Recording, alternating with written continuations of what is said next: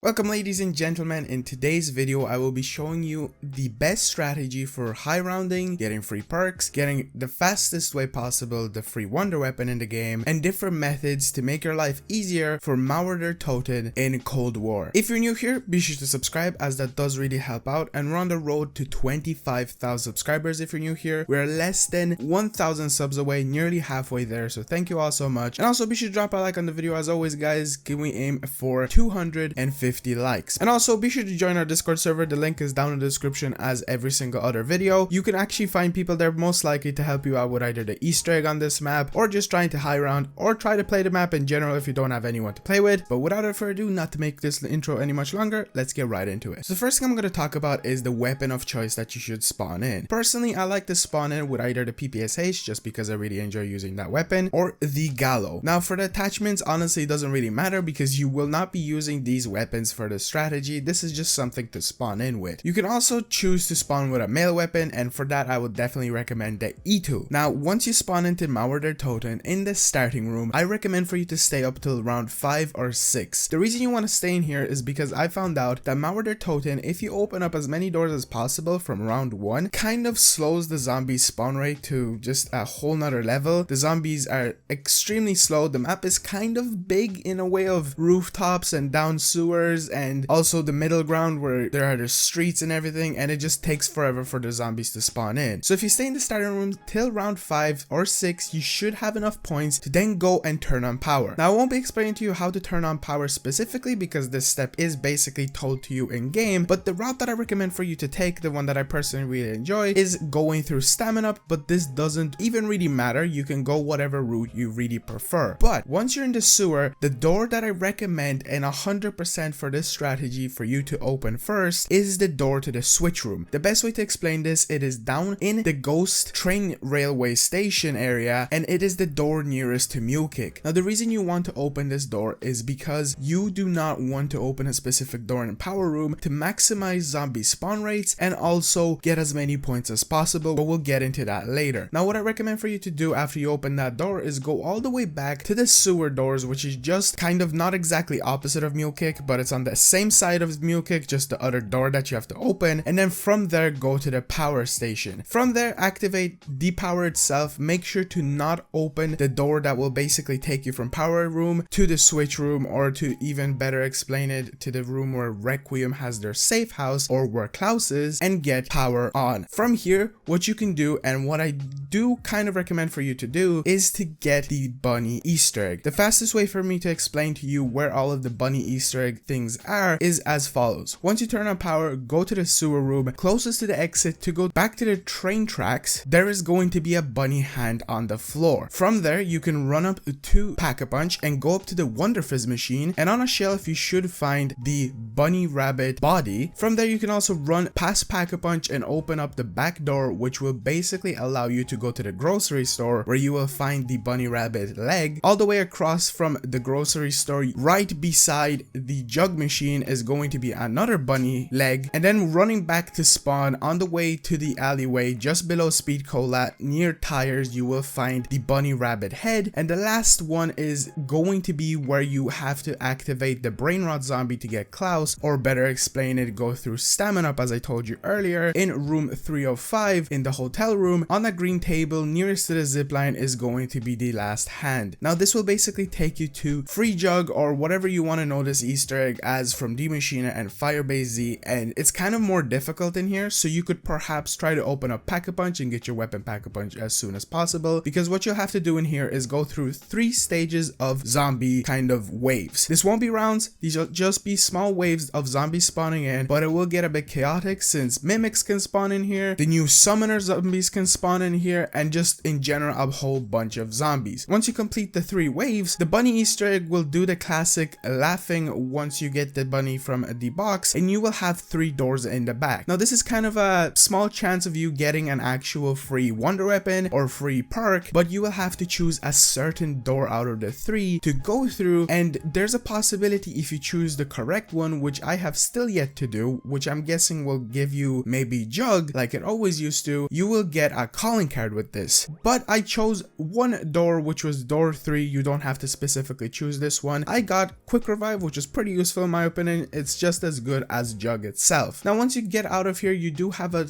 timed limit, so be sure to collect all the loot and you'll be kicked back to the map. From here, to get the wonder weapon for this map, which is the CRBRS or the Cerberus, my best bet for you to get this as fast as possible is completing the trials. So straight away when you get out of the bunny step or whatever route or way you want to do this, definitely go for the trials and try to get the wonder weapon. There is a very small chance that you will not get this. For example, in the game that I'm showing you right now, I did not actually get it my first go, but just straight away on the second one, I was lucky enough to get it. And I know a lot of people don't really rely on this or trust this and would prefer to do the actual Easter egg step for this, but not to make this video any much longer, in my opinion, that whole step is a bit bad and it just takes way too much time. You're better off chancing it with the trials. I will link a guide in the description to do this Easter egg and get the free wonder weapon, even though you are 100% better off getting it from the trials. From here, I recommend for you to also have Mule Kick fully leveled up. If you are still a bit kind of on the side with Mule Kick and leveling it up and just getting it in game, don't worry, this isn't to get the third weapon. This is to get as much ammo as possible. So if you have Mule Kick tier 5 and leveled up, you will be able to get ammo as fast and as much as you can without even having to go purchase it at ammo box stations, because you want to maximize your points. So once you purchase Mule Kick, once you purchase your perks that you feel like are essential to you, by round 10 or even 15, whenever you feel like you're ready, go down to the power room, and in here is where you will be staying to either go for round 100s and above or try to maximize your points. What you do is you stand by the nearest door that you don't have open, and to your left and to your right is where the zombies will be spawning. It's very easy if you do have the CRBRS wonder weapon, and the higher rounds that you get, you definitely do need the Ring of Fire field upgrade, and also there's a workbench beside you where I recommend for you to buy the War Machine grenade launcher. And I do not claim or even say that I found this strategy. This was discovered, I'm pretty sure, throughout the zombies community. I don't know who was the first person to find it, but it is very useful and it is very easy to go up for high rounds, and that's about it. So what I found out, by round 22 I had over 50,000 points and I was able to go buy all of my perks and even pack a punch my wonder weapon to level 2, and then past that another 2 rounds and I had enough to level it up to level 3. So that is really a great way to collect salvage and just in general be able to maximize your points and go for high rounds. Now that's going to be for the guide. I just wanted to explain to you little tips and tricks here and there. Going for the free jug, chancing it with that free jug, actually I should say, because of the 3 doors. They did change it up a bit and it is a bit more challenging, so you can totally skip that step. Going for trials is your best bet for getting the wonder weapon in my opinion, but you can also do the Easter egg or get it from the box. And also to maximize your points as early as of a round as possible, you could also stay in power room without even doing any of those steps that I recommended. As long as you have those doors closed, you will be able to get super fast zombie spawn rates and super easy points. I hope I helped you guys as much as I could. I know this was a bit of a long video, but there was a bit more of explaining to do and I wanted to be as clear as I possibly could. Anyway guys, that's going to be for the video. I will see you all guys in the next one. Peace out.